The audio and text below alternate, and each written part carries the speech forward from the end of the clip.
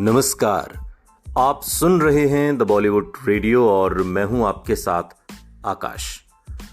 दोस्तों, आज के इस पॉडकास्ट में बात सुपरस्टार राजेश खन्ना की और बात उस दौर की जिस दौर में ये कहा जाने लगा था कि राजेश खन्ना का जो तिलिस्म है, राजेश खन्ना का जो जादू है, राजेश खन्ना का जो सुपरस्टारडम है, वो कहीं ना कहीं कुम्हलाने लगा था, धीमा पड़ने लगा था, उसकी गति मंद हो रही थी। लेकिन राजेश खन्ना को इस बात का एहसास कब हुआ कि वो धीरे धीरे सिकुड़ रहे हैं, फ्लॉप हो रहे हैं। बॉक्स ऑफिस पर लगातार 15 बेहद सफल फिल्मों का खुमार और हर रोज खुदा से मुकाबला किया जाना किसी भी आदमी को बिना छुए नहीं रहता। और बहुत से लोग मानते थे कि राजेश खन्ना की बेमिसाल कामयाबी ने उनको बहुत ज़्यादा बदल दिया था। लेकिन ये वो लोग थे जो असली आदमी को ठीक से जानते ही नहीं थे। राजेश खन्ना की असाधारण सफलता की तरह ही उनकी नाकामयाबी ने भी खुद राजेश खन्ना की बजाय उनके आसपास के लोगों को ज़्यादा बदल दिया। इसमें शक नहीं कि जिस तरीके की सफलता राजेश खन्ना ने 2-1 वर्षों में ही देखी थी, वो कई किस्म के बदलाव लाती। लेकिन ये सच है कि चाहे उनके व्यक्तित्व में थोड़ा बहुत बदलाव आया हो, राजेश खन्ना जैसे थे वैसे ही बने रहे। उनके जान पहचान के लोग, वे भी जो फिल्म जगत से नहीं थे और जो उन्हें उनके सुपरस्टार सालों से पहले, मतलब सुपरस्टार बनने से पहले से, उनके दौरान और बाद में भी उन्हें जानते थे। उनकी शख्सियत किस किस्म की थी, इसकी वो कसम खाते थे। वकील श्याम केशवानी, जिसे शक्ति सामंत ने राजेश खन्ना से मिलवाया था, उनका पक्का मानना था कि राजेश खन्ना अपने परिवार की तरह रेलवे ठेकेदार बन सकते थे या एक क्लर्क, या फिर भी वैसे ही रहते जैसे वो आज हैं। केशवानी का मानना है कि राजेश खन्ना हमेशा से ही अविवेकी थे, दिमाग का इस्तेमाल बहुत कम करते थे। जैसे लोगों के अनुसार वो आराधना के बाद आने वाली सफल फिल्मों की श्रृंखला के बाद हो गए थे। कामयाबी ने उनकी जो तरफ का रवैया था उसे बदल कर रख दिया था और जब तक हिट फिल्में आती गईं, कोई उनके उतावलेपन को बुरा नहीं मानता था। वो कहते हैं ना, हर जो चमकता सूरज होता है उसे हर कोई सलाम करता है, ठीक उसी तरह से। हालांकि किसी को कुछ रचने और सफल होने के लिए काम करना पड़ता है, कईयों को उसे कायम रखने के लिए ज़्यादा मेहनत करनी पड़ती है। लेकिन राजेश खन्ना इस तरह के निकले कि उन्होंने जो सफलता पाई उसे बचाकर रखने की जहमत कभी नहीं उठाई। सच कहें तो ऐसा लगता था कि जैसे वो उसे तबाह करने पर तुले हुए हैं। केशवानी इस बात को कहते हैं। राजेश खन्ना के पतन को तेजी से लाने में जो सबसे बड़ा तत्व था वो था उनका सलीम जावेद के साथ रिश्तों में तनाव। एंग्री यंग मैन का आगमन या अमिताभ बच्चन का सलीम जावेद के सबसे बड़े किरदार को निभाना भी राजेश खन्ना को इतना परेशान न करता जितना इस जोड़ी के राजेश खन्ना के साथ काम न करने के फैसले पर अड़े रहने ने कर दिया। सलीम जावेद ने तय कर लिया कि वो राजेश खन्ना के साथ काम नहीं करेंगे, तब जबकि सलीम जावेद को स्क्रीन पर उनका जो नाम सलीम जावेद आता है पटकथा लेखक के तौर पर, उसका श्रेय हाथी मेरे साथी से राजेश खन्ना को ही जाता है, जिन्होंने सलीम खान और जावेद अख्तर को इस तरह का मौका दिया। सलीम खान को राजेश खन्ना एक मुश्किल आदमी के रूप में याद हैं। आज भी जब वो याद करते हैं किसी इंटरव्यूज में, तो वो उन्हें एक मुश्किल आदमी कहते हैं और उनकी ये खासियत उनके व्यावसायिक क्षेत्र से आगे जाती थी। वो कहते हैं उनके साथ काम करना मुश्किल था क्योंकि पता नहीं होता था कि अगले ही पल क्या करेंगे और या फिर वो कैसे पेश आएंगे।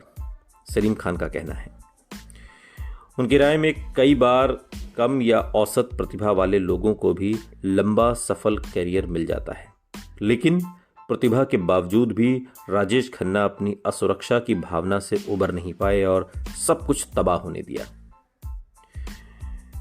सलीम खान कहते हैं कि समझना आसान है और एक कमरे में 10 लोगों का तस्वुर कीजिए जिनमें से 9 आपकी तारीफ में जमीन आसमान एक कर रहे हों और 10वें से काका खुद ब खुद निहायत बुरे की उम्मीद करते तो शायद महज इसलिए चुप हो कि इतनी हंसी दिल लगी में यकीन नहीं रखता, और फिर उस शख्स से बातचीत कम कर देते थे। सलीम खान कहते हैं कि राजेश खन्ना को अपनी बुराई बिल्कुल पसंद नहीं थी। अगर 10 लोग कमरे में बैठे हैं तो 9 अगर उनकी तारीफ में ज़मीन आसमान एक कर रहे हैं और एक बुराई कर दे या कुछ ऐसी बात कहे जो कड़वा सच है, राजेश खन्ना उसे बर्दाश्त नहीं करते थे।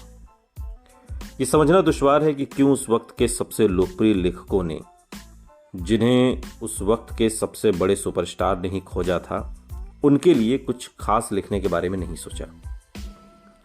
सलीम खान के मुताबिक सलीम जावेद की कामयाबी ने उन्हें वैसी पटकथा लिखने की आज़ादी दी जिसमें उन्हें दिलचस्पी थी, और उनके मजमून राजेश खन्ना के लिए सही नहीं थे। हालांकि सलीम खान इस बात से इनकार नहीं करते कि उनकी जोड़ी और राजेश खन्ना के बीच अनदेखा सा तनाव था। फिर भी वो उन अफवाहों को खारिज करते हैं कि उन्होंने और जावेद अख्तर ने इस बात के लिए कोई खास कोशिश की कि राजेश खन्ना उनकी फिल्मों का हिस्सा न हो, जो आरोप राजेश खन्ना हमेशा लगाते रहे। अपनी तरफ से राजेश खन्ना ने एक से ज़्यादा मौक़ों पर सलीम जावेद की सिफारिश की, लेकिन बात बनी नहीं, और कई बार ऐसा होता है कि जिसे आप नकार देते हैं या जिसके साथ आप काम नहीं करना चाहते, जब वही आपके सामने आकर खड़ा हो जाए तो फिर आप समझ नहीं पाते कि रिएक्ट कैसे करें, इसलिए आप खामोश हो जाते हैं। सलीम जावेद भी यही कर रहे थे। सलीम जावेद ने कभी खुलकर राजेश खन्ना के बारे में कभी कुछ नहीं कहा। हाँ, ये बात एक इंटरव्यू में ज़रूर जावेद अख्तर कहते हैं कि भाई उन दिनों तो हमारी ही क्या हैसियत थी, हमारी अपनी फिल्म का कोई पता नहीं होता था, कोई फिल्म हिट होती थी, कोई फिल्म नहीं हिट होती थी, कोई चलती थी, कोई नहीं चलती थी। लेकिन एक लकीर थी जो लंबी थी राजेश खन्ना के नाम की, हमने उसके बरक्स एक दूसरी लकीर खींच दी जो उससे लंबी हो गई, बस यही किया। और वो दूसरी लकीर का नाम अमिताभ बच्चन है। हमने राजेश खन्ना को छुआ नहीं, हमने एक दूसरी लकीर ज़ीरो से शुरू की। ये बात जावेद अख्तर एक इंटरव्यू में कहते हैं। लेकिन ताउम्र राजेश खन्ना इस बात को लेकर नाराज़ रहे कि सलीम जावेद ने उनके करियर को ठेस पहुंचाई, उनके करियर को ख़त्म करने की कोशिश की, उनके करियर को ख़त्म करने की कस्में खाई। लेकिन सलीम खान और जावेद अख्तर इसके बरक्स दूसरी बात कहते हैं। वो ये कहते हैं कि हम किसी के साथ अगर काम न करना चाहें तो इसमें हमारा कोई गुनाह नहीं। उस दौर में इंडस्ट्री में सिर्फ सलीम जावेद ही एक लेखक नहीं थे, ढेरों लेखक थे। पहले भी फिल्में लिखी जाती थी, बाद में भी लिखी गई, लेकिन राजेश खन्ना के साथ काम करना इसलिए मुश्किल था। सलीम खान बात के दिनों में एक इंटरव्यू में याद करते हुए कहते हैं कि उनके साथ काम करना इसलिए मुश्किल था क्योंकि उनके मूड का पता नहीं होता था। एक पल वो तारीफ कर रहे हैं और अगले ही पल वो नाराज़ हो सकते हैं। एक पल वो आपके साथ हंसी खेल कर रहे हैं, अगले ही पल वो आपको डांट सकते हैं या कुछ ऐसी बात कह सकते हैं जो शायद नहीं कहनी चाहिए। जावेद अख्तर कहते हैं कि राजेश खन्ना व्यवहार कुशल नहीं थे और फिर साथ में काम करना इसलिए भी मुश्किल हो गया था। आपको बता दें कि सलीम जावेद को पहली बार हाथी मेरे साथी में राजेश खन्ना ने ही एक बड़ा ब्रेक दिया था, जिसमें सिल्वर स्क्रीन पर जब फिल्म चलती है तो उसमें जो पटकथा लेखक, समाज लेखक का जो नाम आता है वहीं से सलीम जावेद के इस फिल्म के साथ शुरू हुआ।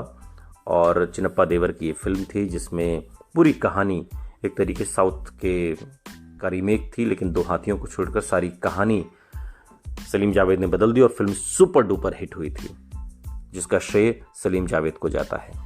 और इस बात को राजेश खन्ना भी मानते थे।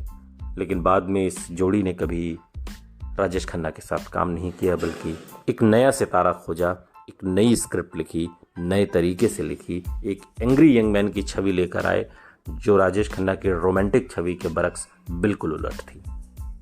अब सुपरस्टार तो हमेशा सुपरस्टार ही रहता है।